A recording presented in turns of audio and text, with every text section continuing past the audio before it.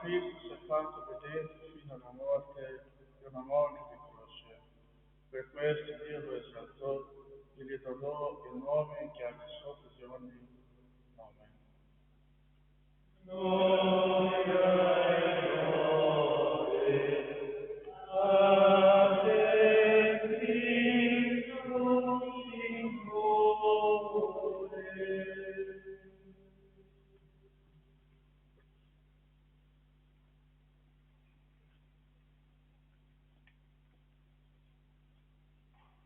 Passione di nostro Signore Gesù Cristo, secondo Giovanni.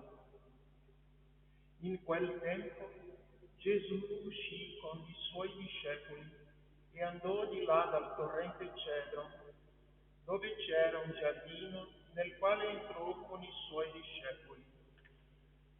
Anche Giuda, il traditore, conosceva quel posto, perché Gesù vi si ritirava spesso con i suoi discepoli.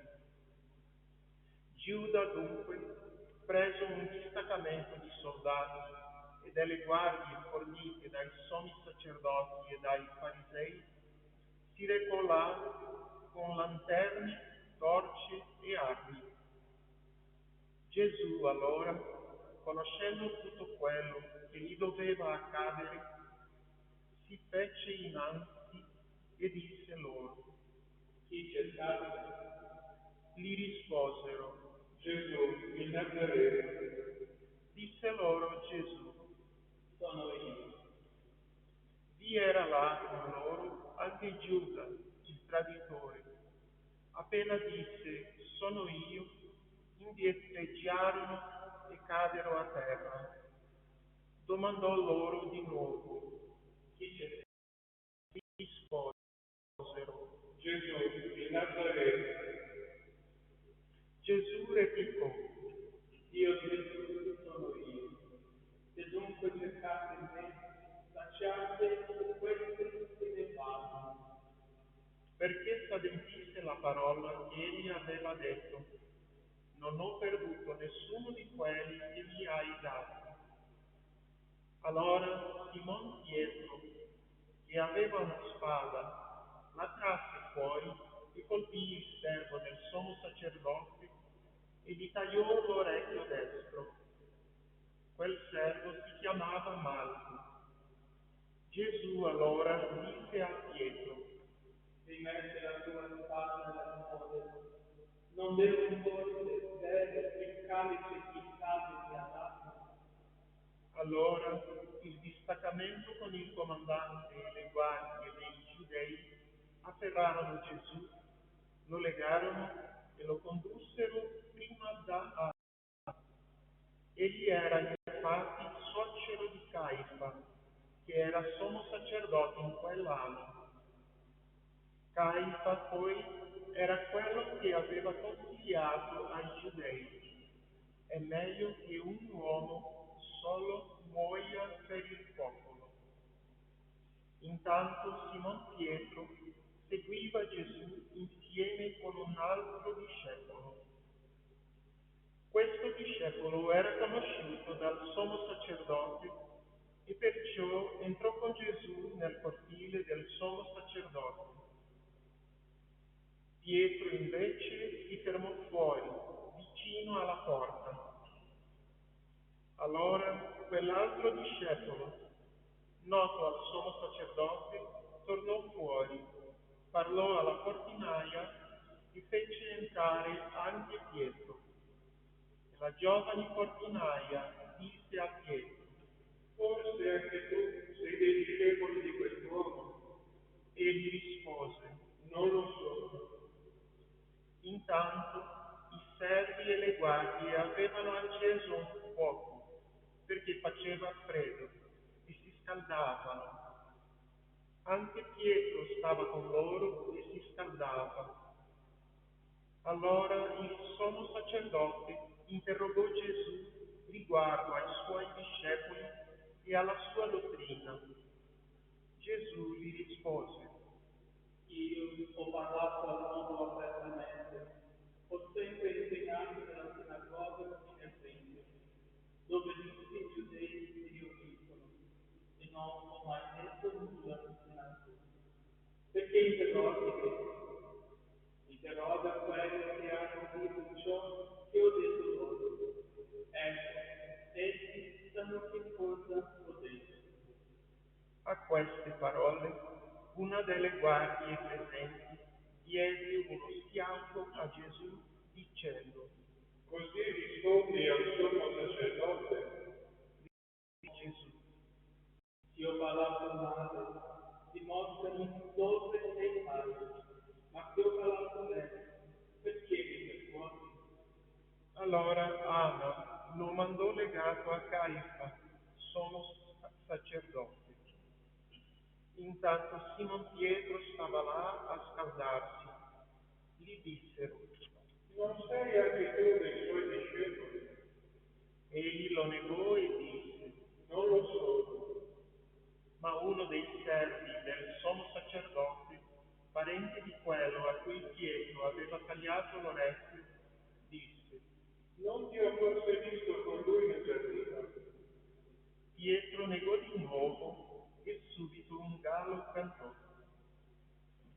Allora condussero Gesù dalla casa di Caifa nel pretorio.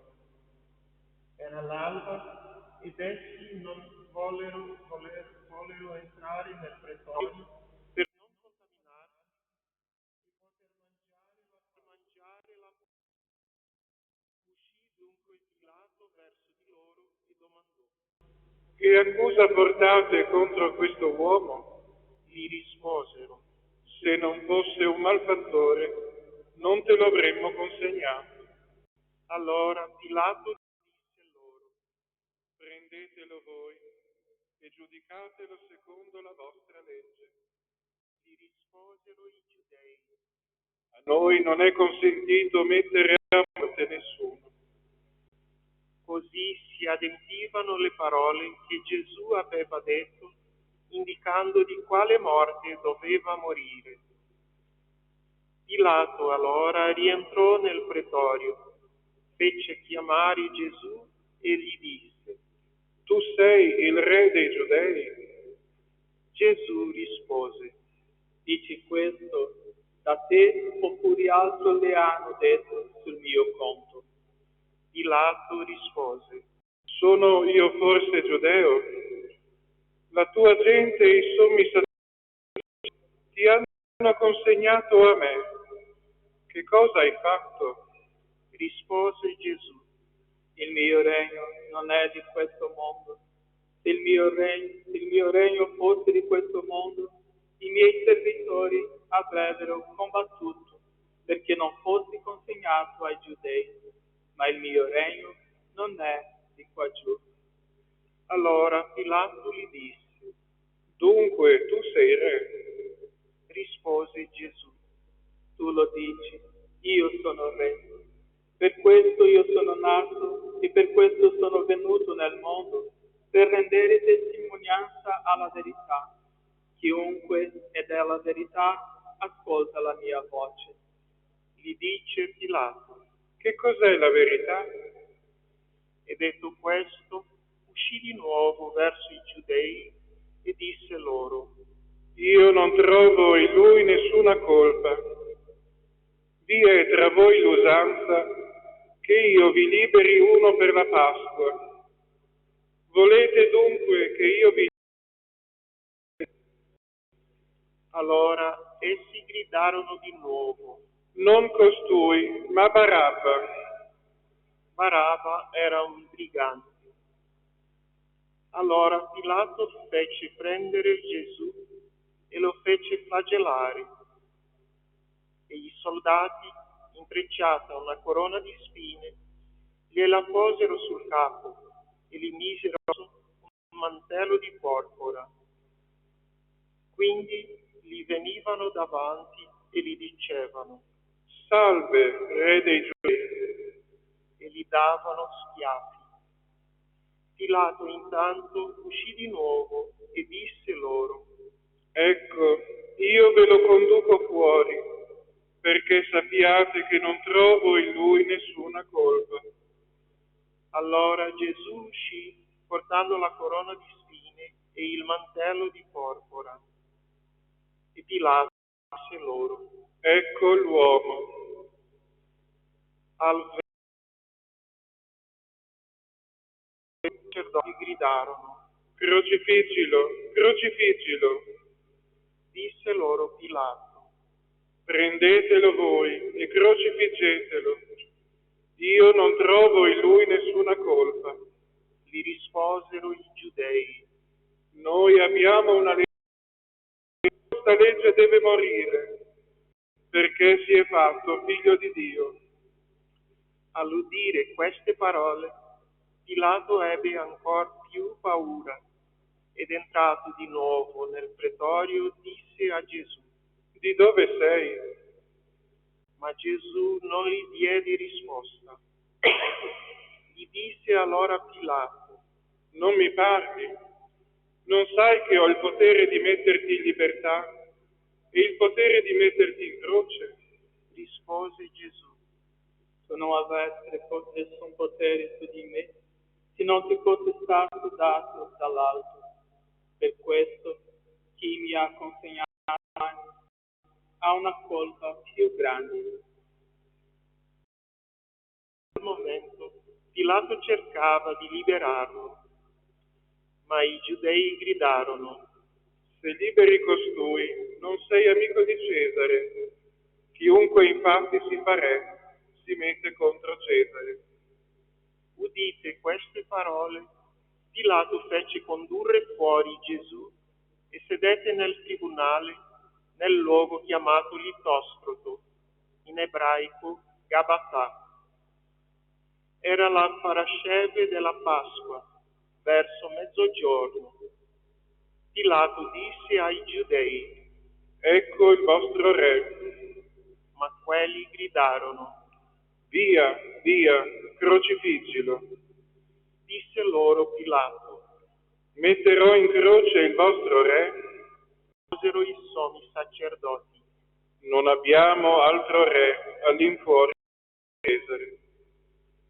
Allora lo consegnò loro perché fosse crocifisso.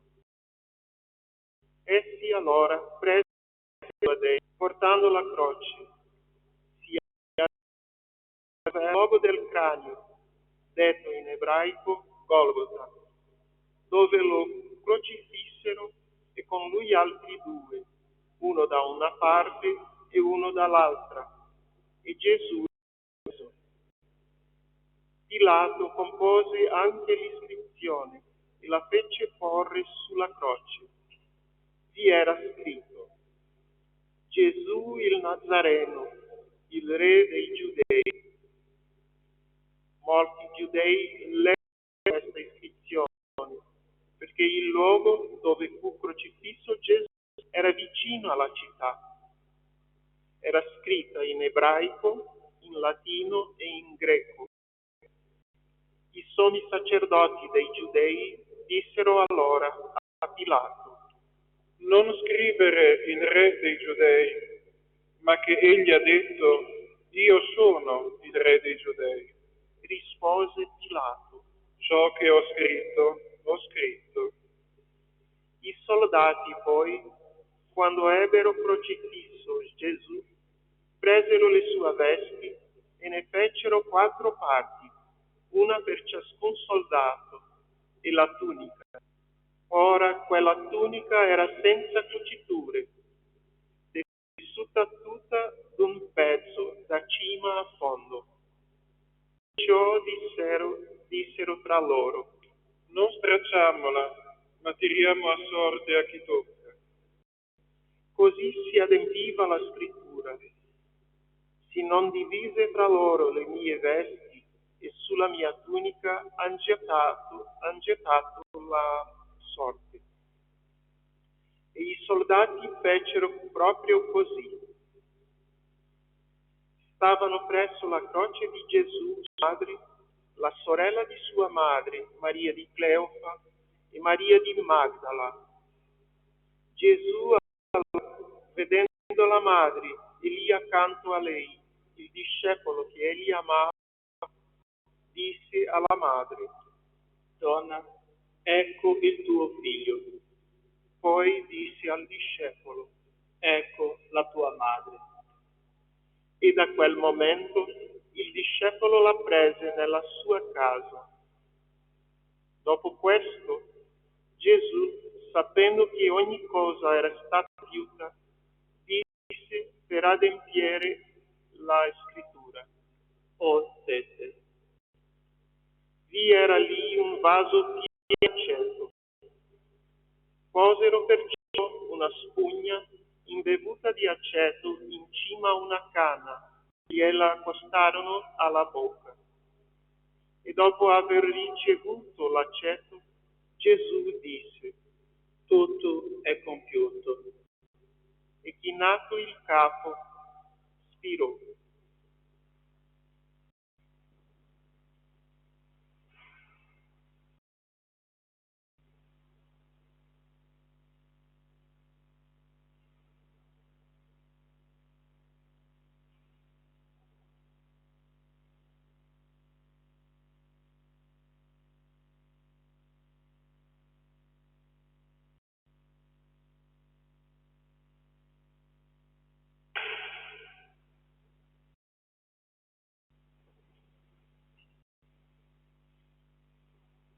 Era il giorno della parasceve e i giudei, perché i corpi non rimanessero in croce durante il sabato, era infatti un giorno solenne quel sabato, chiesero a Pilato che fossero loro spezzate le gambe e fossero portati via. Vennero dunque i soldati e spezzarono le gambe al primo e poi all'altro che era stato crocifisso insieme con lui. Vennero da Gesù e vedendo che era già morto, non gli spezzarono le gambe, ma uno dei soldati gli colpì il costato con la lancia, subito ne uscì acqua. Chi ha visto ne dà testimonianza, e la sua testimonianza è vera, ed egli sa che dice il vero, perché anche voi crediate. Questo infatti avvenne perché si adempisse la scrittura: non gli sarà spezzato alcun osso. E un altro passo della scrittura dice ancora: volgeranno lo sguardo a colui che hanno trafitto. Dopo questi fatti, Giuseppe d'Arimatea era discepolo di Gesù, ma di nascosto, per timore dei giudei, chiese a Pilato di prendere il corpo di Gesù. Pilato lo concesse. Allora egli andò e prese il corpo di Gesù. Vi andò anche Nicodemo, quello che in precedenza era andato di aloe di circa 100 libbre. Essi presero allora il corpo di Gesù e lo avvolsero in bende insieme con aromatici, come è usanza seppellire per i giudei. Ora, nel luogo dove era stato crocifisso vi era un giardino, e nel giardino un sepolcro nuovo, nel quale nessuno era stato ancora deposto. Là dunque deposero Gesù a motivo della parasceve dei giudei, poiché quel sepolcro era vicino. Parola del Signore. Lode a te, o Cristo.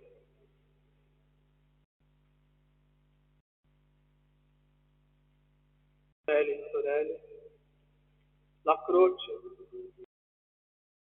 del cristianesimo, presente nella nostra vita, sin dalla nascita, nei segni del rito del battesimo, nell'assolzione del sacramento della penitenza, nella benedizione ricevuto e da ogni nostro atto devozionale e sacramentale, fino all'ultimo segno trasciato dal sacerdote nel sacramento del battesimo, nella croce astili che precede il funerale, nella croce di marmo o altro materiale, poggiata sulla tomba. Così presente la vita, e pur tanto ignorata e guardata senza che ti dica niente, con occhio distratto e abituato. Eppure la croce è il supremo simbolo della sofferenza e della morte di Gesù, vero Dio e vero uomo, che con il suo sacrificio ci ha riscattato dalla morte, del peccato, indicandoci la vera vita che passa attraverso la sofferenza. Gesù stesso, con le sue parole, insegnò che il seme va sotterrato, marcisce e muore, per dare nuova vita alla pianta che da lui nascerà. Tutta la vicenda umana e storica di Gesù, la passione culminata nel Venerdì Santo, designa da sempre insieme degli avvenimenti dolorosi che lo colpirono fino alla morte in croce. E questo insieme di atti progressivi e dolorosi prese il nome di Via Crucis, che la Chiesa Cattolica ricorda in ogni suo tempio. La passione di Gesù cominciò dopo l'ultima cena tenuta con gli apostoli, dove egli diede all'umanità il dono più grande che si potesse, se stesso nel sacramento dell'Eucaristia. Nella redenzione il senso della passione di Cristo, e di questo trattano i racconti evangelici. Nel susseguirsi degli avvenimenti che seguirono l'ultima cena, è bene ricordare che lo stesso Gesù preannunziò ciò che sarebbe accaduto ai suoi discepoli per ben 3 volte, preparandoli al suo destino di sofferenze e di gloria, in particolare la 3ª volta. La Via Crucis di Gesù presenta alcuni incontri, non tutti riportati concordemente dai 4 evangelisti, come l'incontro con di Sirene, obbligato dai soldati a portare la croce di Gesù e a condividerne il peso. L'incontro con le donne di Gerusalemme, alle quali dice con toni politici di piangere loro stessi. Con la Veronica, che rappresenta l'incontro con ciascuno di noi. Gesù ha voluto con la sofferenza e la sua morte prendere su di sé le sofferenze e i dolori di ogni genere dell'umanità, quasi un chiodo tace chiodo, indicando nel contempo che la sofferenza è un male necessario, perché è scritto nella storia di ogni singolo uomo, come lo è la morte del corpo, come conseguenza del peccato. Ma essa non può essere trasformata in una luce di speranza, di compartecipazione con le sofferenze degli altri i nostri fratelli, che condividono con ognuno nella sua breve o lunga vita terrena il cammino verso la patria celeste. La triste e dolorosa vicenda della passione ha ispirato da sempre la pietà popolare, Venerdì Santo, con manifestazioni di grande suggestione e penitenza, con la processione dei misteri, grandi e piccoli raffigurazioni, con statue, colloqui di cartapesta, dei vari episodi della Via Crucis, in particolare l'incontro di Gesù che trasporta la croce, sua madre e le figlie donne, oppure con Gesù morto, condotto al sepolcro, seguito delle figlie della Vergine addolorata. Il Venerdì Santo è il giorno della croce. Questo simbolo che è guida ai cristiani e nel contempo tiene lontani altri da questa religione, che si veste al suo centro il dolore e la sofferenza, seppure accettata, trasfigurata. E si sa che a nessuno piace soffrire e tutti vorrebbero tendere alla felicità senza prima soffrire. La più grande lezione che Gesù ci dà nella passione consiste nel insegnarci che ci possono essere sofferenze vissute nell'amore che glorificano il Padre. Preghiamo per coloro ai quali Gesù chiede di viverlo, coloro che sono più deboli e hanno soprattutto bisogno di essere sostenuti. Lodato sia Gesù Cristo.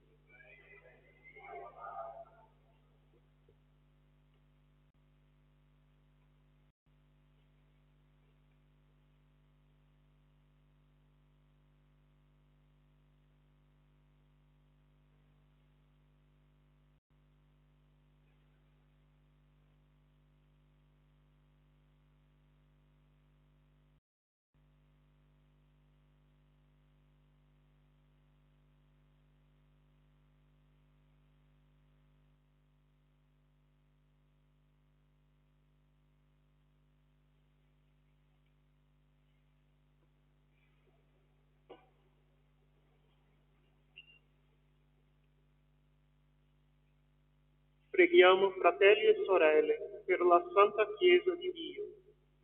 Il Signore le conceda unità e pace, la protegga su tutta la terra e doni a noi, in una vita serena e sicura, di rendere gloria a Dio Padre Onnipotente.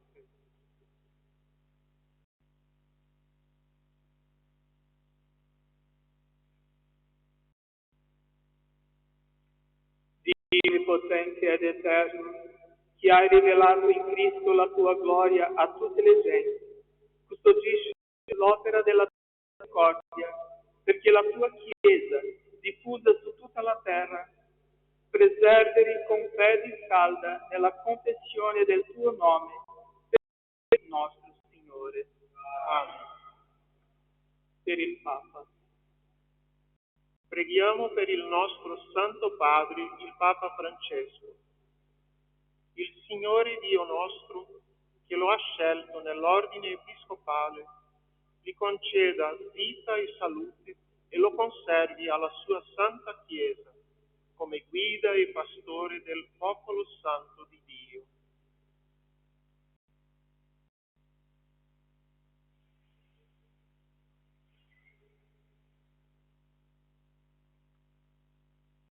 Dio onnipotente ed eterno, sapienza che regge l'universo, ascolta la mia in preghiera e custodisce con la tua bontà il Papa che tu hai scelto per noi, perché il popolo cristiano, da te affidato alla sua guida pastorale, progredisca sempre nella fede per Cristo nostro Signore.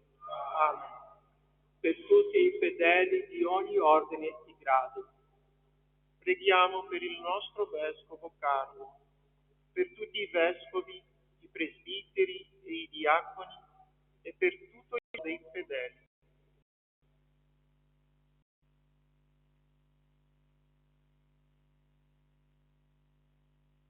Dio onnipotente ed eterno, che con il tuo Spirito guidi e santifichi tutto il corpo della Chiesa, accoglie le preghiere che ti rivolgiamo, perché secondo il dono della tua grazia, tutti i membri della comunità nel loro ordine ti possano fedelmente servire per Cristo Signore. Amen. Per i catecumeni. Preghiamo per i nostri catecumeni. Il Dio nostro apra i loro cuori all'ascolto e diffida la porta della misericordia, perché mediante la rigenerazione ricevano il perdono di tutti i peccati e siano incorporati in Cristo Gesù, Signore nostro.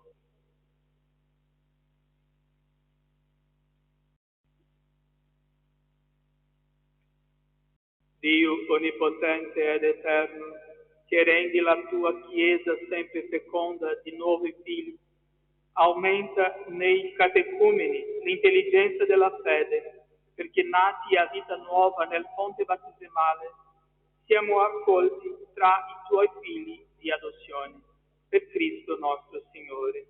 Amen. Per l'unità dei cristiani. Per tutti i fratelli e le sorelle che credono in Cristo. Il Signore Dio nostro raduni e custodisca nell'unica sua Chiesa quanti testimoniano la verità con le loro opere.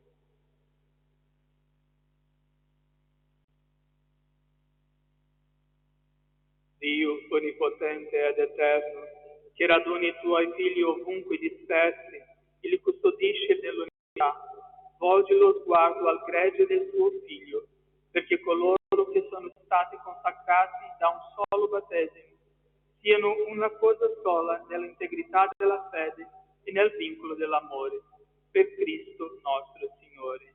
Amen. Per gli ebrei. Preghiamo per gli ebrei. Il Signore Dio nostro, che a loro per primi ha rivolto la sua parola, li aiuti a progredire sempre nell'amore del suo nome e nella fedeltà alla sua alleanza.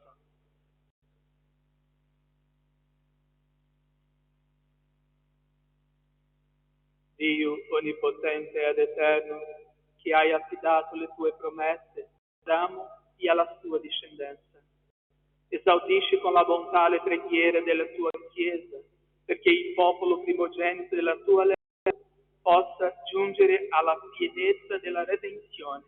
Cristo nostro Signore. Amen. Per coloro che non credono in Cristo. Preghiamo per coloro che non credono in Cristo, illuminati dallo Spirito Santo, possano anche essi entrare nella via della salvezza.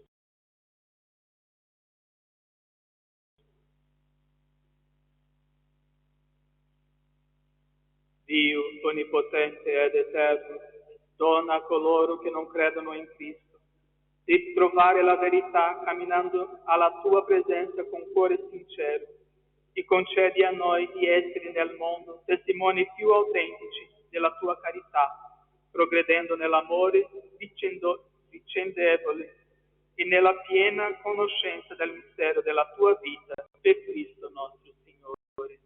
Amen. Per coloro che non credono in Dio. Preghiamo per coloro che non credono in Dio, praticando la giustizia con cuore sincero, giungano alla conoscenza del Dio vero.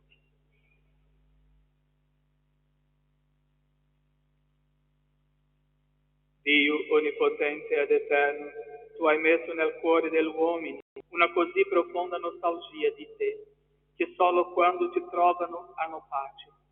Fa che riconoscono i segni della tua bontà e, stimolati dalla nostra testimonianza, abbiamo la gioia di credere in te, unico, vero Dio, il Padre di tutti gli uomini, per Cristo nostro Signore. Amen. Per i governanti. Preghiamo per coloro che sono chiamati a governare la comunità civile. Il Signore Dio nostro illumini la loro mente e il loro cuore a cercare il bene comune, nella libertà e nella vera pace.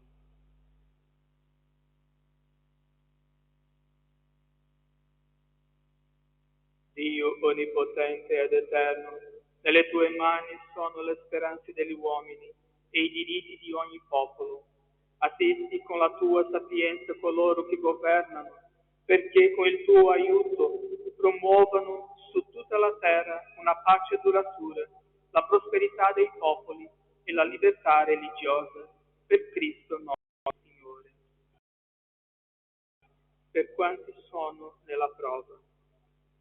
Preghiamo, fratelli e sorelle, Dio Padre Onnipotente, perché purifichi il mondo dagli errori, allontani le malattie, vinca la fame, renda la libertà ai prigionieri, spezzi le catene, conceda sicurezza a chi viaggia, il ritorno ai lontani da casa, la salute agli amorenti, la salvezza eterna.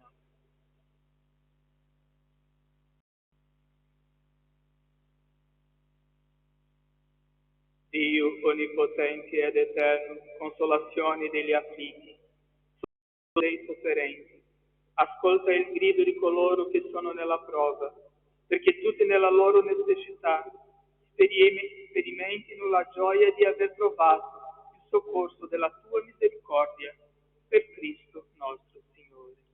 Amen.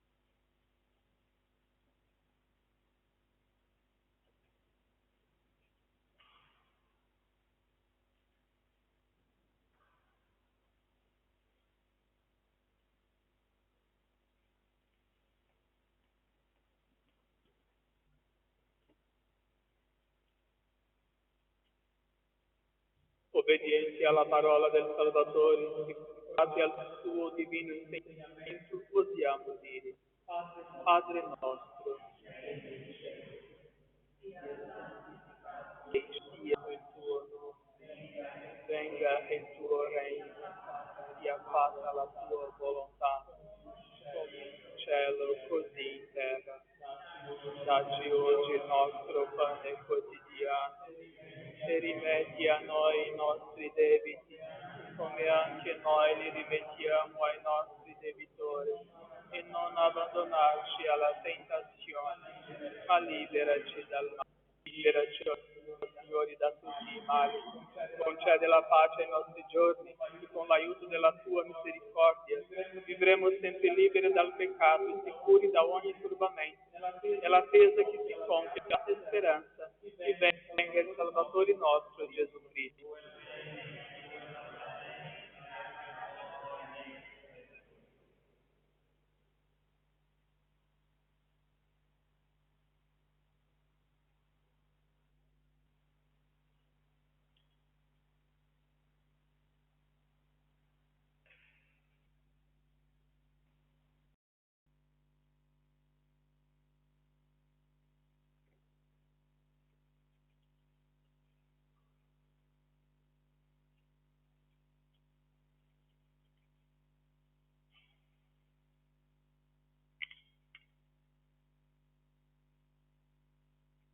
Ecco l'agnello di Dio, ecco colui che toglie i peccati del mondo. Beati gli invitati alla cena dell'agnello. O Signore, io non sono degno di partecipare alla tua messa, ma di soltanto una parola.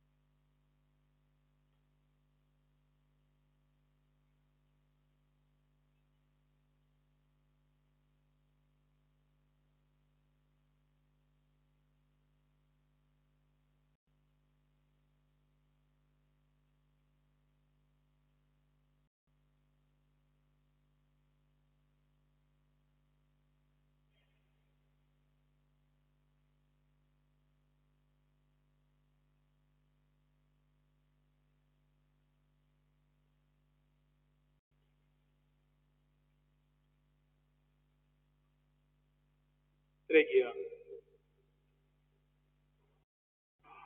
Scenda, o Padre, la tua benedizione su questo popolo, che ha celebrato la morte del tuo Figlio nella speranza di risorgere con Lui.